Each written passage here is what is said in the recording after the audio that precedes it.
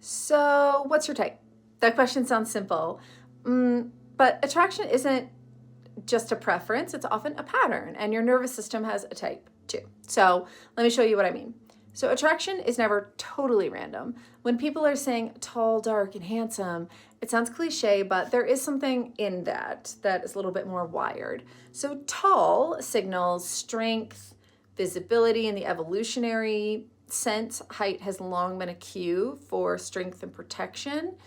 And so if you're subconsciously looking for that protector figure, tall gives you that feeling.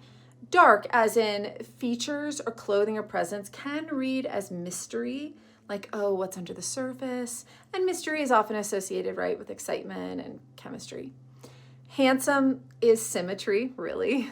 Symmetry is a shortcut your brain uses to measure genetic health, right?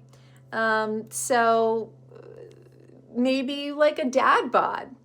It's not a fluke either. You know, if you're into that look, the warm smiles, the soft tummy, that is comfort. You may be interested. You don't want someone that necessarily dominates the room. You want someone who'll meet you with a Thai food on the couch and ask how your day was. It's safety again, but from like a little bit of a different angle. And if you grew up in a chaotic home, a dad bod might signal that emotional stability, and your body's like, oh, this is a good one. This one stays, right? No games. How about the awkward ones? Can be a type too. So, they don't know what to do with their hands. The jokes come out a little sideways, but your nervous system may relax because they're not performing. They feel low threat. They're not managing the room. They're just themselves. They're just trying to connect. And so we may be attracted to people and more at ease around people who don't seem polished, because polished people often seem a little bit strategic, and our brain is always scanning for manipulation.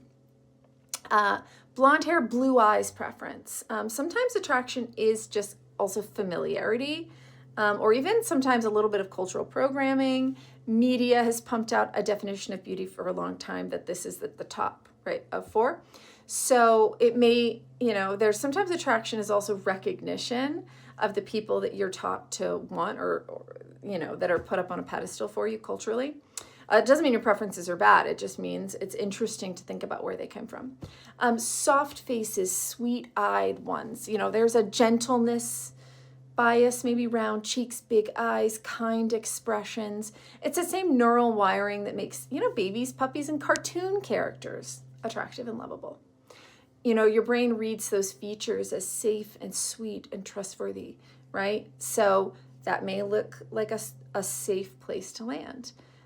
Big arms and broad shoulders, your nervous system reading as power, protection, safety. You're outsourcing some sort of control, right? This is especially common in people that grew up without protectors. You may look for that muscle, because muscle looks like strength, protection. A guy who dresses super well. That shows competence. I know who I am, and your brain may love that certainty, right? It's like, I've got my shit together, and you want to attach yourself to that. What about the sad-eyed ones, the haunted ones? You know what I mean? The people who look like they, just like have a lot going on, and you recognize pain. You spot somebody hurting, and a part of you wants to connect with that. Maybe it makes you feel seen. Maybe you want to fix it. This is not always healthy. Sometimes it's a trauma loop, but it makes sense, right? Tattooed, dangerous. Not that tattoos mean danger, but you know what I'm saying. The rebel.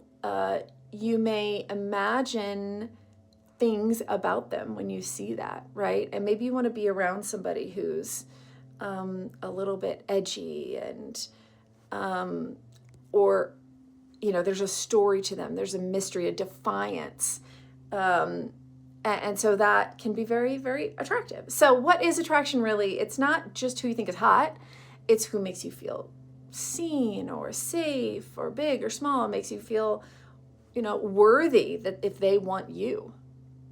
So there's a mixture of memories, myths, biology, the people who shaped you, the people who've hurt you, people who've protected you, and the person you're trying to become. So the next time you're like, oh, what's my type? of course you can be like tall, dark, and handsome or whatever, but it's always interesting to think about why that is, what your nervous system is telling you when you analyze what that attraction may be all about. So, what do you think about what you're attracted to? And like, if you were to be your own therapist, what would your attraction, what would your type say about you?